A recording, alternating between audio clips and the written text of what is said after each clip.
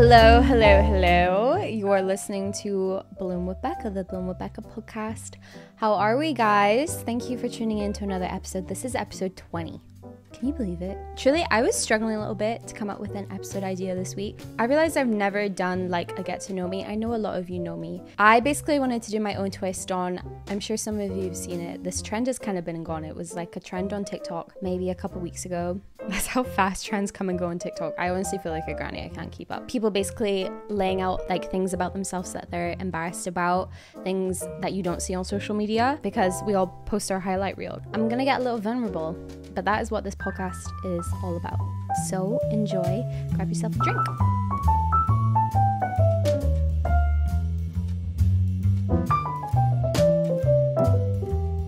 Hello! My goodness, I missed you. I did take last week off, please forgive me. It was just a week off. I think I've come to realize like it's important for me to not stress too much when I really don't feel like I have anything to say. And I really hope for this podcast, my biggest hope for this podcast is that everything I come up with is, it doesn't have to be like super valuable or revolutionary advice, nothing like that, but that it's sincere and it's authentic. Saying that this literally is my job, and Becca, you need to show up each week. But yeah, forgive me. Basically last week I had a bit of creative block and YouTube was busy, but nonetheless, like I know you guys can forgive me. You guys are the best, and we're here this week. And I'm actually really excited about this one. The idea popped up in my head like a few weeks ago because I heard, who was it? Okay, I can't remember, but I was listening to someone's podcast and they did like a deeper get to know me episode. I thought it'd be fun to do, and then also tie in, like I said in this intro, tie in the twist of, yeah, talking about things I'm embarrassed to admit about myself. I'm just gonna literally air out my dirty laundry. I think there's power in vulnerability, and I'm really learning that. This is why this podcast has been amazing for me. Like, I'll treat it like therapy sometimes. I've been really good, recently. I asked it on Instagram, like, I'm gonna talk at you about little facts maybe you don't know about me, the whole get to know me segment of this episode. But I did also turn to Instagram to ask you guys, what do you want to know? Like, ask me any personal deep dive question to get to know me a bit better. And one of the questions was like, how are you genuinely doing? Because the start of February was a bit of a low time for me. I think mainly hormonally, and I'm pretty sure I spoke about it on this podcast. I actually have the memory of a goldfish, so did I? I don't know. I think I did. I'm good. I'm like genuinely, I think it's important to acknowledge and still talk about when you're going through a good phase, when things are good. And I'm happy right now. Like I'm really in love with my job right now. Work has been busy. I've been working with a few more brands. I have some new brands, like brand work coming up, brands that I'm really excited to work with. So that's really exciting. I've also had a bit of spark of inspiration in a new sort of space, still within wellness, but more gym content. And I've been really, really loving making it. Even if the algorithm doesn't love it from me, I can't make morning routines forever. I was talking to Will about this yesterday, actually. As a creator, being scared to like make something out of your box. And like I uploaded a gym focused, workout focused video yesterday. And in all honesty, it's performing really badly for my channel. But there has to be part of me that's okay with that if I want to steer into something new. I went home to Edinburgh like a week ago. Going home really resets me as well, like spending time with my parents, spending time with my sister. It grounds me, and I think it puts things into perspective of how lucky I am and how good I have it. And I have such a beautiful family who I'm really lucky to have such a close relationship with my parents and my sister. I really miss home. But when I go back to Edinburgh, I'm like, I have outgrown this city. I never think like I've made the wrong decision. And I feel like I get asked that a lot. Like, would you move back to Edinburgh? I was born and bred in Edinburgh. I'm the kind of person who I don't think I could live in the same place my whole entire life. Yeah, I just don't feel like the city offers me much anymore. But man, do I miss my family and my friends. And so it creates this sort of conflict in my brain almost. because I don't get that from London. Also, because I was literally there just for a weekend, so if any of my friends are listening to this, because apparently some of my friends listen to this, if you do, that's very sweet, but this must be boring as hell for you. I didn't have time to meet anyone. I literally just, because it was Mother's Day, so spent time with my mom. We had an engagement party, so Will was there. He came up with me too. So I saw some people at that engagement party, but literally had no time to meet people, and I always feel really guilty about that. I think it's hard. Does anyone relate to that? Like when you go home, back to your hometown, trying to make time to see everyone, like you feel like a really shitty friend if you don't. Random fact, no one gives a but I got an Apple Watch. Okay, I just wanted to throw this in here because I've been really loving it. I got it like 2 days ago, and I always was that person who was like, I don't really, no offense, I don't love the look of them. I don't think they look all that cool. And I just didn't really have a reason to buy one. But I, now with gymming more, and I'm like on a gym program, I want to get into running. I just thought like the health features and all of that, fitness features that come on an Apple Watch would be really intriguing. So I did it, and I got like the cheapest one. Not that they're fucking cheap, it's Apple, and I am just a slave to Apple. I do recognize this, but I don't know. I've been really liking it. It's very cute. And you know what? Actually, I thought the like notifications thing, how notifications pop up on it, would annoy me, or I'd have to turn that off, or it would not help me trying to stay off my phone. It actually helps me stay off my phone because the notification comes to my watch, and I'll see that as some pointless email or thing on Instagram. So I won't go on my phone. Whereas if I see a notification like that pop up on my phone, my brain like looks at past notifications, or I might like go quickly check it, and then before I know it, I'm scrolling on Instagram or whatever. So that, I don't know. Okay, I've only had it for 2 days. Like, shut up, Becca. But that's been my little conclusion so far. And I went to the gym with it, and I loved it. I love being able to see my heart rate. Okay, that's all I have to say about the Apple Watch.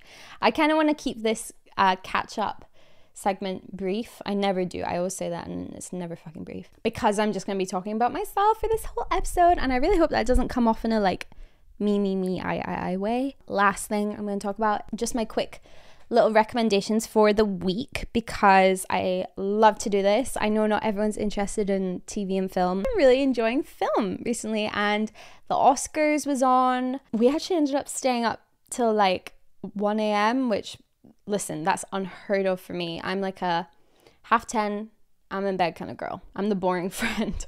I actually am. But yeah, we watched half of the Oscars, and it was so cool.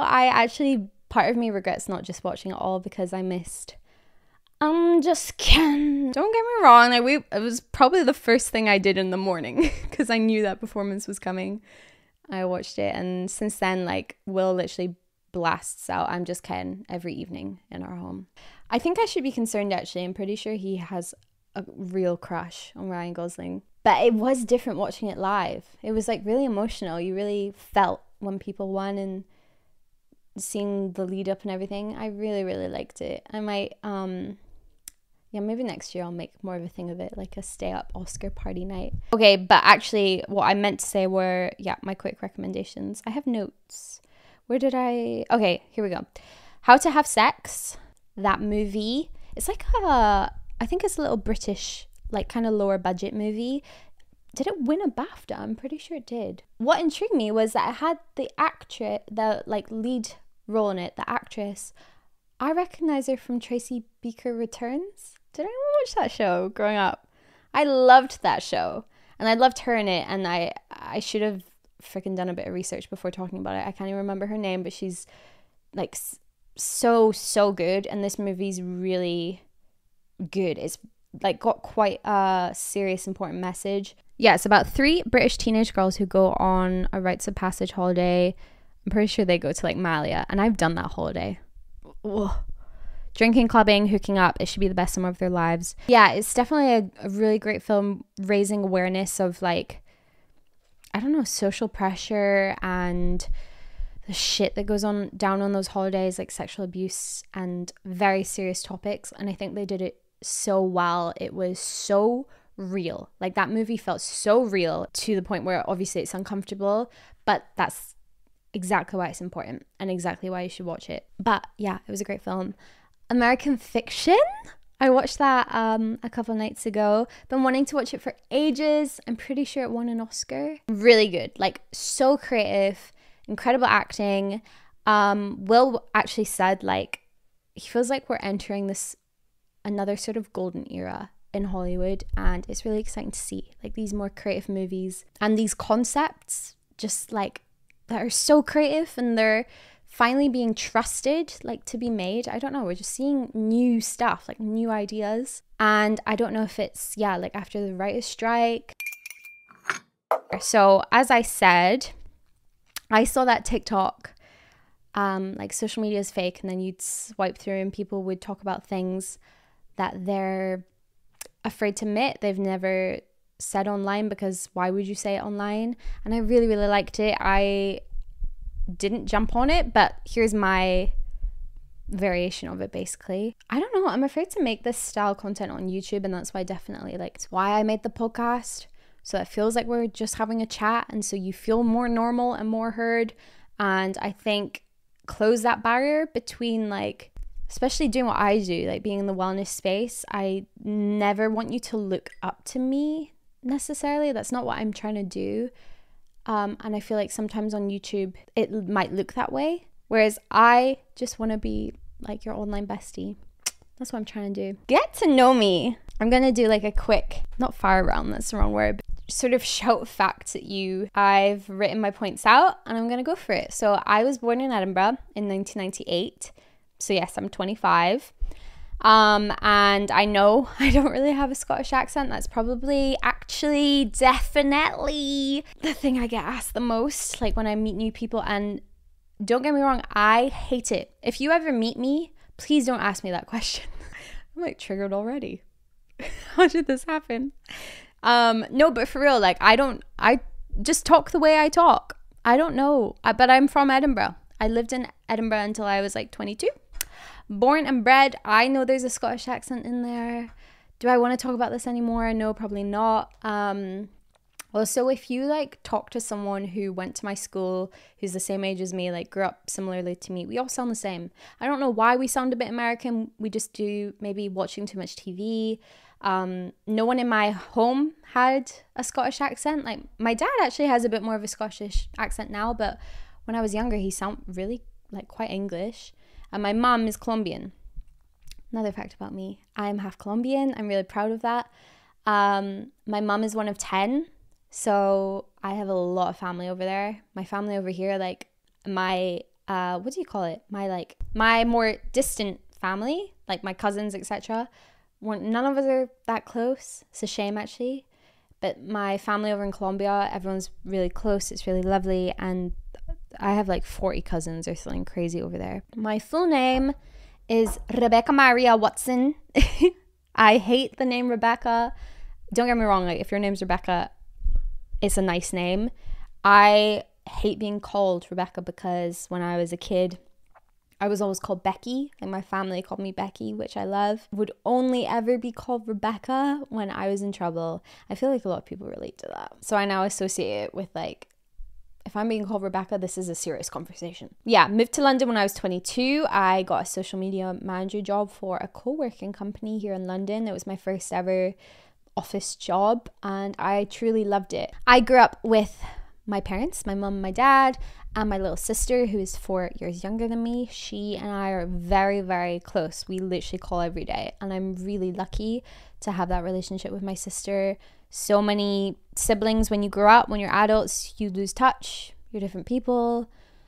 You have your own shit going on and you see each other at Christmas and that's it. I studied music. I have a degree in music. I am not a musician anymore and that's a little sad, but I do this full time. I feel like I do still get comments from people being like, oh, what do you do? Believe it or not, this. What else? I did ballet for 10 years when I was a kid. That's probably like my longest running hobby. I, for real, would actually love to start up adult ballet classes. I don't know, I still feel it in me that I've got like that training But I'm definitely not like a naturally talented dancer. And across those 10 years, I would come across girls in the classes who were and would just like excel way past me. That was, yeah, one of my like things growing up that I was like, oh, I love that, but like I'm not good at it. Or I'm being harsh. Not like I'm not good at it, but I'm not good enough at it. If I ever wanted to make this a job, I couldn't. You know what I mean? But I think that's an okay lesson. I don't think that's a bad thing per se. My first ever job, part-time job, was technically a singing and guitar tutor. Fun fact, I play guitar. Not nearly enough anymore and barely at all anymore, which is really sad because that's something I feel like I'm actually quite naturally gifted at. It's all thanks to my dad because he's literally a professional guitarist. But like I've spoken about before, I have big hands. But yeah, my first job where I was like employed was at Boots. I was 16. It was at Boots. If you don't know what Boots is, because it is definitely just a UK thing. It's like a Target, like an Ulta, a pharmacy, but have a makeup section and hair and do all that jazz as well. And I hated that job. I was only there for like 3 months. I was a little Christmas temp. But you know what? Little things like that, they build character. And for the first time ever, I knew what it was like to have like my own money, to make my own money and then be able to spend it, which was a very nice feeling. Very nice feeling. I feel like since then I've always been like, oh, I can do this and make money. And I think I've always been a bit entrepreneurial. Like I remember being young, maybe 10. And does anyone remember Build-A-Bear? It's still a thing, but I mean, I don't go anymore. Me and my sister were obsessed with Build-A-Bear, but we had a ton. And I remember, yeah, I must have been like 12. I didn't need them anymore. I was growing out of them. And I set up a stall on my street with these bears. And I don't remember how much I was charging. I didn't sell one. I didn't say I was a good entrepreneur, but I've always been a bit entrepreneurial. In school, I was really into music and drama, but I also was quite good at maths, which I feel like surprises people. Okay, I wasn't that good. Like, I'm just saying, out of English and maths, I think I'm naturally better at maths. Brain works that way a bit better. And I feel like when I tell people that, because I've always been a creative, they're like, oh, I'd assume that you'd be better at English. I had the absolute best friend group when I was in high school. I actually loved high school. I feel like I can really say that. I'm very grateful that I was never bullied. Genuinely, like I had such good people around me. I went to a really nice school. I'm not saying my school no one was bullied. That would be really stupid and oblivious of me. But within my group, bullying was very, I don't know, like people fell out. There were people who were meaner than others, but yeah, I'm thankful I never went through that because that would be really tough. And yeah, my friend group, there were 6 of us, 3 boys, 3 girls.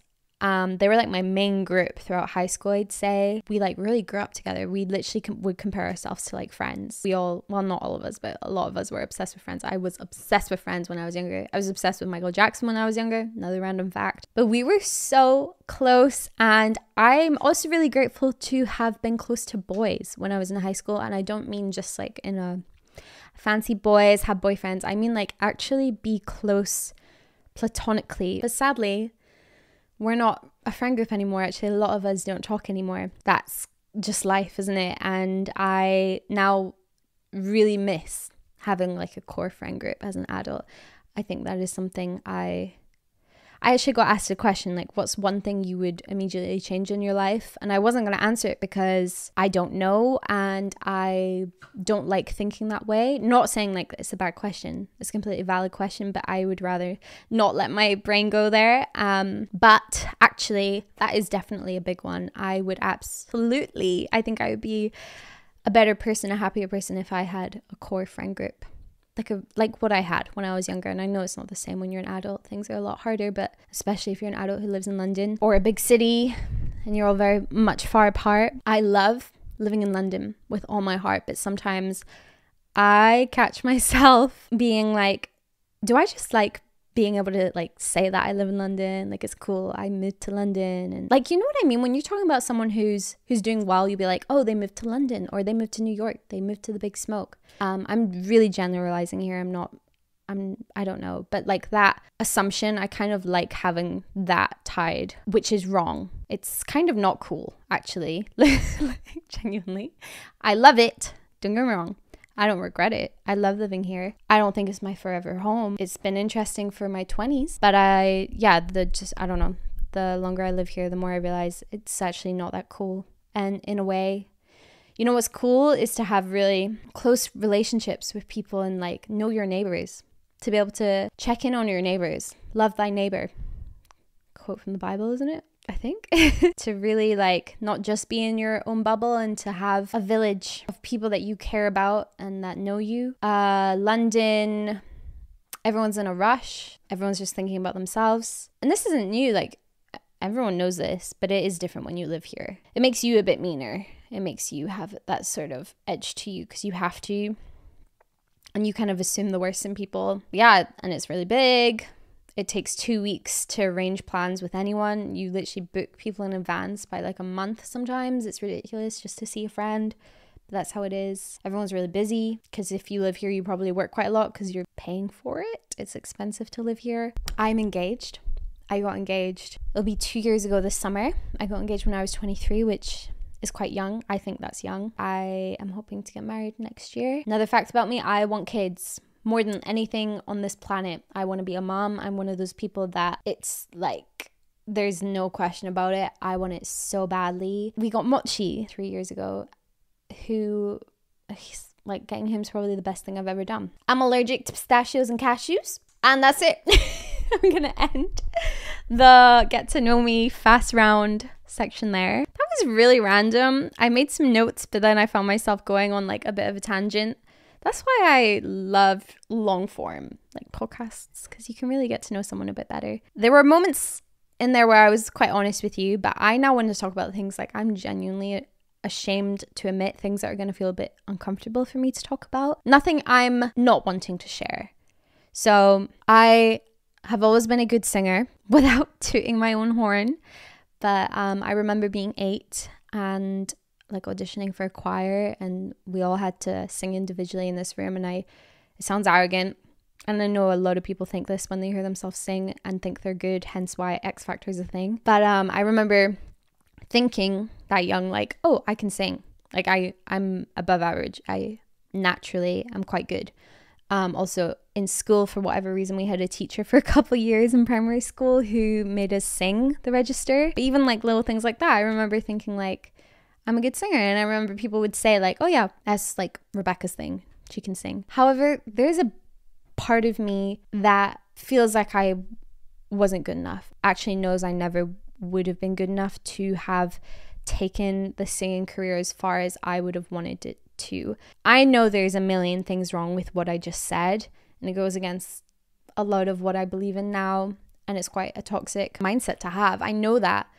That doesn't mean it's easy to switch off though. I think there's a lot of power in being honest with yourself, but I also believe like for this specific thing I'm talking about, what I would have brought to the music industry if I were to be a singer would have been me, like my individuality. I'm not saying I ever could sing like Mariah Carey, Whitney Houston, Ariana Grande, whoever you look up to, the best singers in the world, but nobody else sounds like me. So like there's part of me that's like, remember that, like if you wanted it, you could have made it happen, girl, but I didn't. I think that stings to admit, and I think if younger me looked at me now, I don't know if she would be disappointed or not, because I feel like I've done a really cool thing with YouTube and I love where I'm at now, but I think you need the whole context to understand where I am now. Yeah. So yeah, that's something that's hard to admit, that I never want to be that person that's like, what if? But there is going to be that forever with music. And there's a toxic part of me that is like, you're 25. And I really like, I know people listen to this who are way older than me. So I mean this with no disrespect, because oh my God, you can be 80 and pick up something new. I believe that so hard. I'm just being so honest that has always been a really ugly trait of mine, being like, you're getting older every single day and you're running out of time. And I really hate that about myself. Yeah, there's this part of me that knows I didn't actually maybe want the music career thing enough. And I was never good at songwriting. Like never good at it. Never naturally good at it. That was a massive obstacle. Next.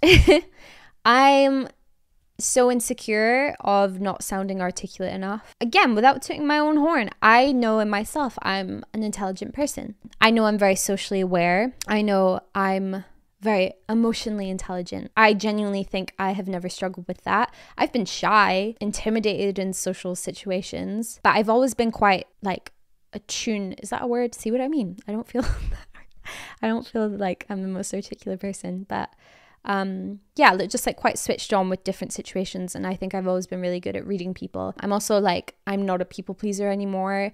Don't get me wrong, like I genuinely feel like I can make conversation with anyone. I'm never afraid to meet a new person and have to make conversation, but I'm also like, if I don't want to, I'm no longer that person who feels like I have to make you like me.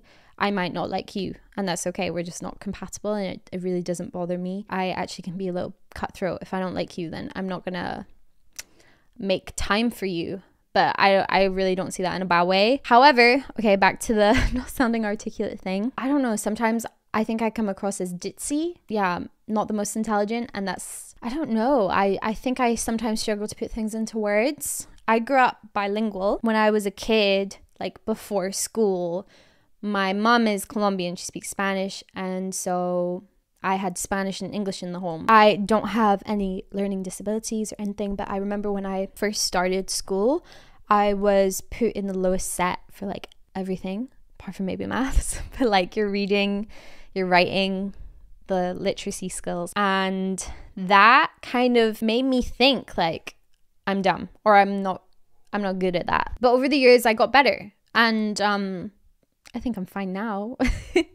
But I've also read before, like small kids who grow up bilingual sometimes have a harder time in the early years of school. Genuinely planted some sort of weird insecurity from that young an age. I don't know if that's where it originated. I don't feel like I'm the most academic. Like I don't read that much. I love getting into a good like fiction book. Yeah, I'm also not like super politically up to date. I find those conversations kind of intimidating sometimes, and that's something I really don't like about myself. For example, like I had a really important meeting yesterday, and I was really struggling to put my words together, to really think fast enough on my feet, really like describe how I was feeling and what I wanted, and it was really frustrating. I don't know, it's kind of embarrassing to admit. I'm horrendously terrified of not making the most of my 20s, but I don't exactly do much to combat that either. I think I'm guilty of being brainwashed into thinking like these are the prime years and life stops after your 20s. How stupid. I hate it. Telling a woman like you're 25 is your prime. Yeah. And then you're past your prime. It's awful. It is so awful. When I catch myself believing it, thinking that way, like, oh, I hate it. Just wasting like so much energy on worrying about how you look and being insecure. It's a waste of energy. Like your body is your body. Whether you like it or not, you got this body, and hopefully, you know, if you were born with a fully functioning, healthy body, then man, you are lucky. I'm one of those. I am lucky. It's your vessel. It keeps you breathing, keeps your heart ticking, keeps you going every single day. It's a waste of your energy to be picking it apart. And this isn't necessarily like embarrassing to admit that I struggle with this, because I know so many people do. But yeah, just being scared about not making the most of my 20s. And next, I'm scared that I'm actually quite boring. All I do is work, honestly, and then spend time with Will and Mochi, and I gym. But gym is actually kind of part of my work. I don't have many hobbies. I've never really gone through like a party animal phase. I hate clubbing, kind of always hated clubbing. And I really, really don't like talking about myself. I've noticed that. If we're like new friends, we're in say we're having dinner, I find it way easier being like the interrogator. I'm that person who, I'm going to ask you so many questions. And I don't really like talking about myself. I even find keeping eye contact when I'm talking about myself difficult, if it's someone like I'm not super comfortable with. I've had a comment on this podcast before being like, what are you looking at when you're talking? It's like, I don't even know this is a lens. This isn't even a pair of eyes, but I find it difficult lock eye contact when I'm talking about myself, because I think back to that like fear of not sounding articulate. sounding stupid and not sure of myself. But therefore, I think I'm a bit boring. I think I have a really cool job, and I would rather not talk about it with new people. I don't like talking about it. I don't like being asked questions about what it's like to be a YouTuber. My biggest pet peeve is if I am talking to a person and that person isn't making eye contact with me. I look over at you and you're looking around the room whilst I'm talking. I don't know why. I hate it. Like, I think it's really rude, and I don't know why I'm like so sensitive to it. So when if you're talking at me, I guarantee you I will always be making like full eye contact. I do not have a problem with eye contact when you're talking. I don't know why. It's like if I'm about to go in a spiel about me, like this podcast, then I'm going to be looking all around. I'll come back to your eye contact. But yeah, that's something I really, really bugs me. And I think I've had like I remember the first time realizing that was a pet peeve of mine was my ex. Not that he's listening to this. Yeah, I'd be like updating him about me. I don't know, telling him something that I thought was cool or interesting, and I'd notice his attention drifting because he'd be looking around the room or whatever. That's when I first noticed that I hated that. I think I'm way too into my looks sometimes.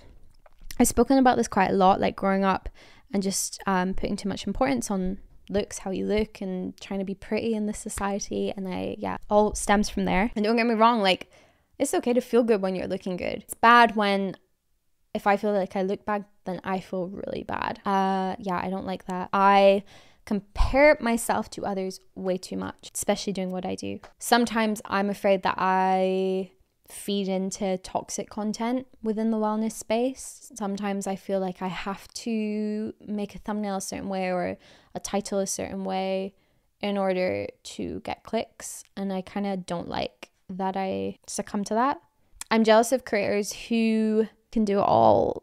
I get jealous of creators a lot. Creators who, like, I keep a close eye on most of the creators in my space who I know my audience also watch. Most of them are like, I love their stuff and it's good to stay up to date with what everyone is doing.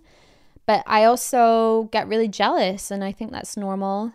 I compare myself a lot, like, why aren't my videos doing as well? I get really jealous of creators who can do it all. They are big on YouTube, TikTok, Instagram. They do the long form, the short form. They have a podcast. They have a business. They get up at 5 a.m., go to the gym. They look amazing. They do it all. And I'm here struggling sometimes to get one YouTube video out a week. Sometimes I feel like I'm doing something wrong, or I'm lazy, or I'm just not like efficient enough with my time. And one of my most toxic traits, I hate not being the best at something. I've always been this way. I've always been like, if I'm going to do something, I want to be the best at it. I want it to be my main thing. I've always been a big believer in, like, you can dip your toe in so many things, but there's real value in being really good at one thing. And for me, like, that's YouTube. I've seen success with it. I'm very lucky that it's a job. But it's a very toxic trait, like thinking I need to be the best at what it is that I'm doing. And I struggled with that with singing, when I wouldn't feel the best. And it's also really bad when you're starting something new, when you're picking up a new hobby. Maybe it's the gym. For me right now, it's kind of acting. I want to just be naturally talented at it. I have such a weird relationship with that word, talent. I always have, because it has always been something that I have wanted more than anything in my life throughout, like, the different things that I've done. It's always been like the most admirable, desirable trait.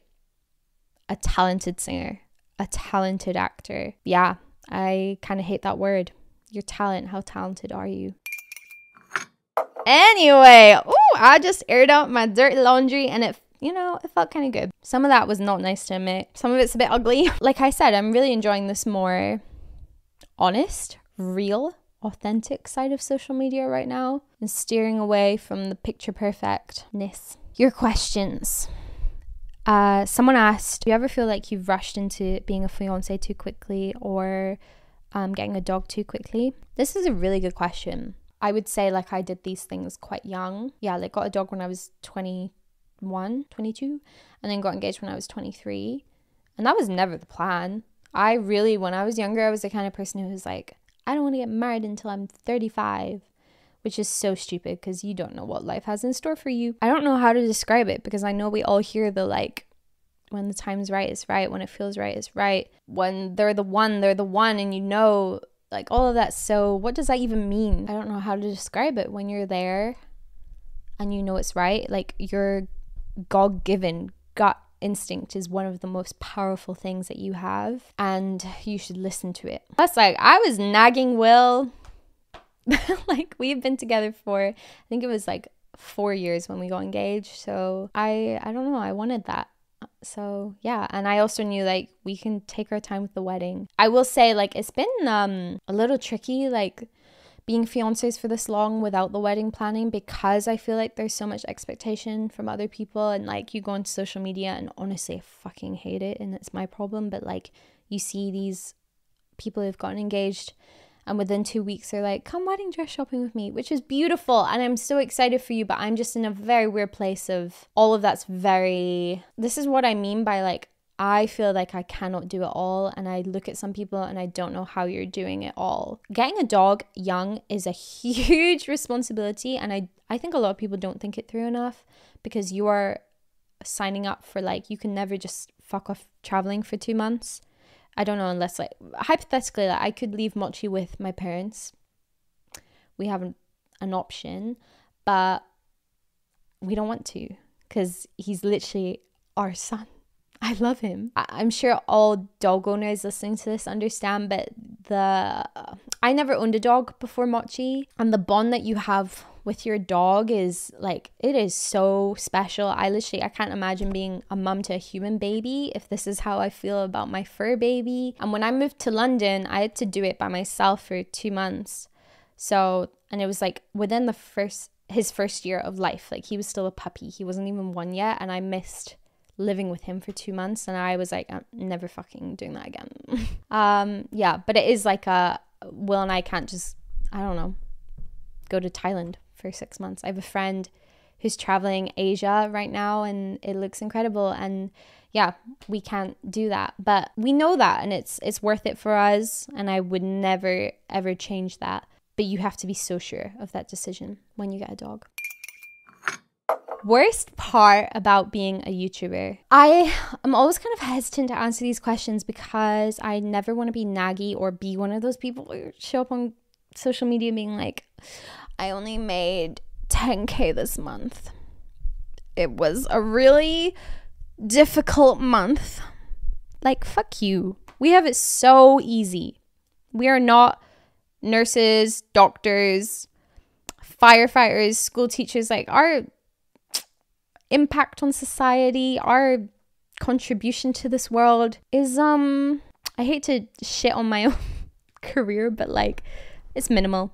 It is. Social media creators, we have to stop complaining about this job, because we're so lucky, and whilst it's a job here, you know, it might not be in 5 years. You never know what's going to happen. So I'm going to talk about specifically like things I've learned in the past year being a full-time YouTuber that I think you should consider if you're someone who thinks like this is your dream career. I don't know, just like hash it out whether it's for you or not. The work-life balance thing is very tricky, just with your brain and like, I don't know, mental health surrounding that, because you are kind of, it depends what content you make, but if it is a bit more like mine lifestyle, it is hard to switch off. As I get older, the more I realize this, like the more you start sharing your life, the harder it is to get that back. And whilst you're young, it's more fun, but it's kind of like squeezing toothpaste out of a tube, right? Like once it's out, and you can never get that back. And when you start making a career from this, you can't really do a 180, because this now pays your bills. You could go radio silent and go get an office job, but there's also a weird part of like, I think a lot of people know that there's a lot of money in this industry, and sometimes your expectations of pay are now skewed. Just being really honest. The algorithm also decides like how well you're doing. Sometimes, yeah, like obviously it's down to you how good your content is. Are you jumping on trends? Are you doing all that? Are you being consistent? But ultimately it's up to the algorithm how much you get paid this month. I know I'm guilty of placing a lot of my self-worth on metrics, like how many views I'm getting, how well I'm doing, and that's really, really not good for you. I get clouded by other creators who are doing better than me. They're getting more views than me, and it makes me spiral and think like, what am I doing wrong? Do I need to be more like them? And just making content that I think the algorithm will favor, but I don't necessarily want to make. Like, guys, I'm getting tired of these morning routines. And I feel like some of you are too. And I'm trying to venture out, but man, I am like morning routine girl over on YouTube. And at the same time, like, man, I'm so lucky to have something go viral and to experience that, to be able to monetize that. I capitalized on that. It's a weird job. It gets lonely. Really lonely. I've spoken about that on a recent episode. I think when you tell someone like you make a living from making one video a week on YouTube, it looks like such a joke of a career. Sometimes it's really bad, but I let that get to me. Sometimes it's hard to really place value in what you're doing and that sense of fulfillment. People are fascinated by how much you make, how on earth you make money. Sometimes it can be quite rude. And then there's also aspects like it's actually kind of not a real job to things like insurance and banks. So that's a massive con. There's no sick pay and all those benefits, obviously. So all of that aside, I am very lucky to be here and I don't forget that.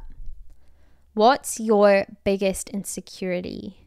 I'm going to go with physical because I feel like that's what we always think of. My nose, which I've spoken about before. Hence why like that's the only thing I've altered. I have filler in my nose, if you don't know that. I think it's important to be honest about that.